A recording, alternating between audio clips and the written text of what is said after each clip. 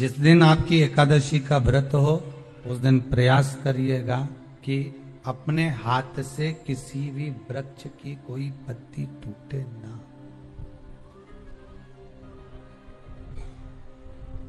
अपने हाथ से किसी भी वृक्ष की, पौधे की, किसी भी वृक्ष की पत्ती अपने हाथ से ना टूटे। बहुत ध्यान दीजिएगा महाराज। एकादशी का ये दूसरा नियम है कि अपने हाथ से किसी पौधे की, किसी वृक्ष की, किसी डाली की कोई पत्ती टूटे ना, कोई पत्ती ना टूटे, इसका प्रयास करिए। यहां पर तीसरे नंबर का जो, चौथे नंबर का जो उपाय बताया है, उपवास करने का जो नियम बताया, उसमें वर्णन किया एकादशी के दिन अगर आपका व्रत है तो आप भूलवश भी डब्बे में रखी हुई रोटी गाय को ना देते हुए कुछ थोड़ा सा फल, फलहार, कोई केला, कोई सेब, जो आप खाते हो, अंगूर, पपीता, जो आप ग्रहण कर रहे हो, उसका थोड़ा सा भाग आप गाय को प्रदान करो। आप गाय को दीजिए।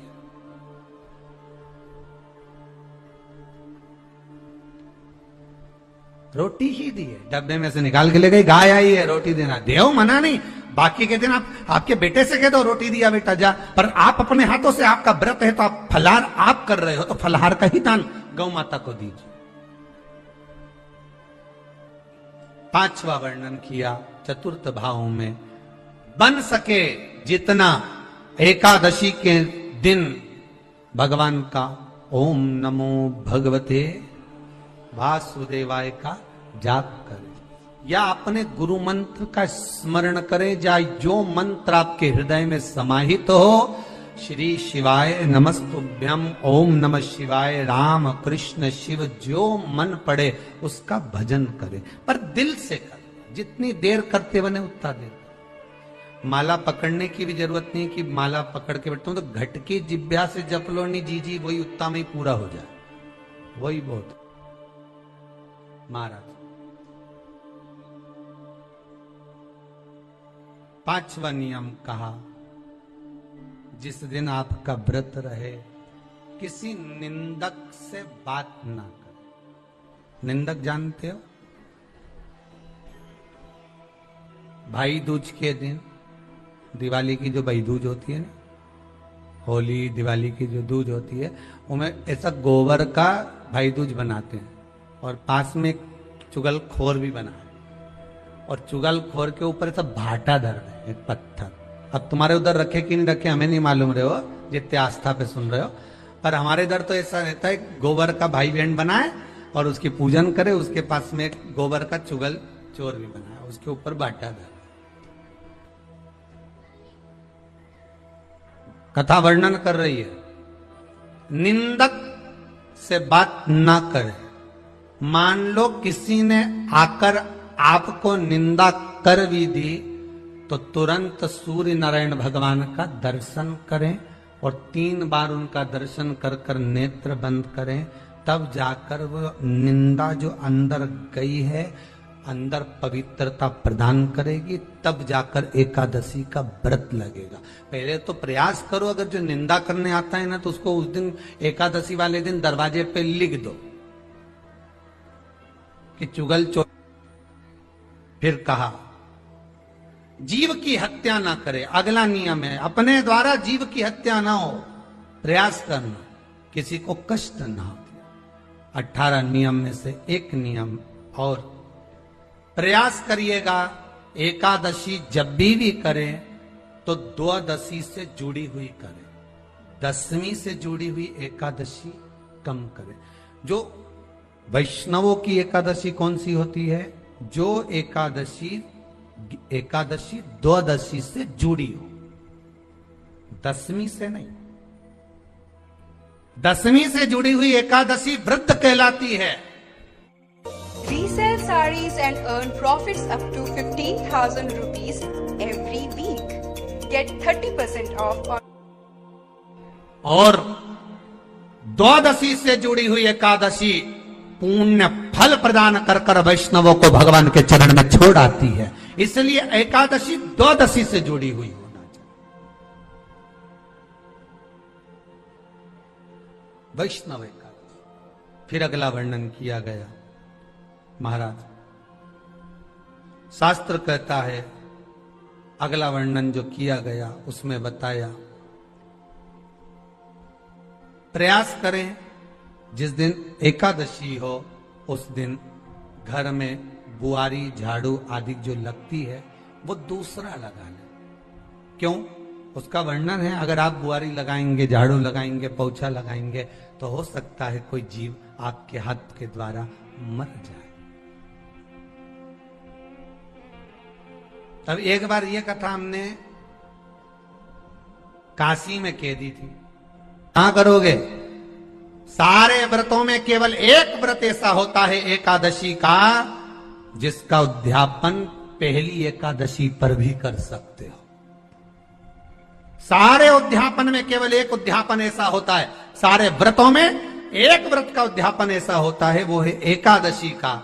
ये जरूरी नहीं कि 26 पूरी होगी तभी तुम करोगे, या तो पहली में ही कर लो या फिर 26 पूरी हो तब कर। पर उद्यापन, अगर तुमको ऐसा लगे कि हाँ मैं अभी तो जीऊंगी हो, अभी तुम्हारा बाल भी धोला नहीं हुआ, तुमको ऐसा लगे तो अभी तो मैं तो बढ़िया, तो पहली पर करने से क्या फल मिलेगा?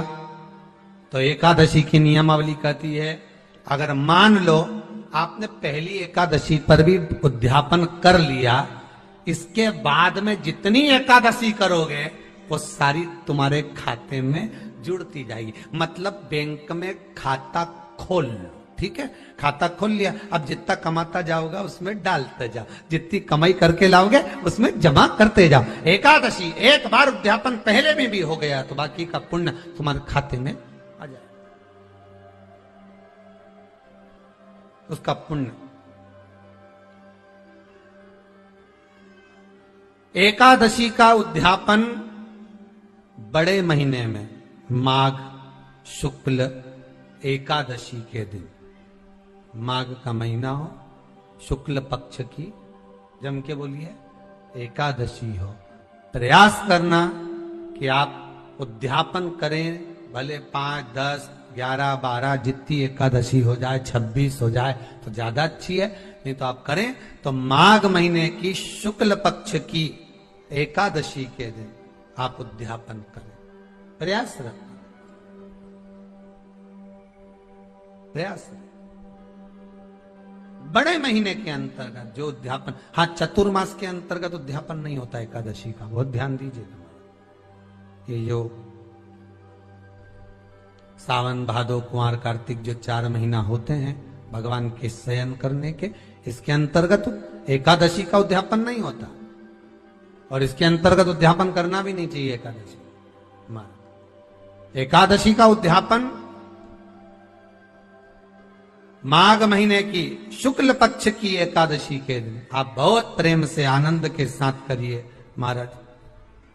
परंतु एकादशी के उद्यापन में सबसे ज्यादा अगर कुछ जरूरी होता है तो 24 तरह का नैवेद्य जरूरी होता है।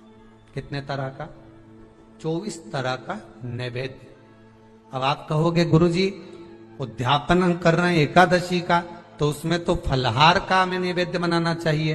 तो फिर ये पुराण के अंतर्गत स्कंद पुराण में ये चीज लिखी है कि एकादशी का जब उद्यापन करते हैं तो 24 तरह का नैवेद्य बनाकर सिद्ध करते हैं। 24 तरह का नैवेद्य जान रख लेना, का हलवा बना लो, खीर बना लो, पूड़ी बना लो, सब्जी बना लो, पकोड़ा बना लो, भजिया बना लो, ऐसे 24 तरह का नैवेद्य अलग अलग चाहिए।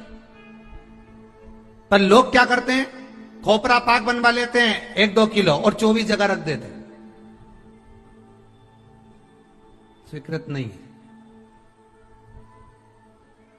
24 तरह का नैवेद्य रखा जाता है। महाराज एकादशी के दिन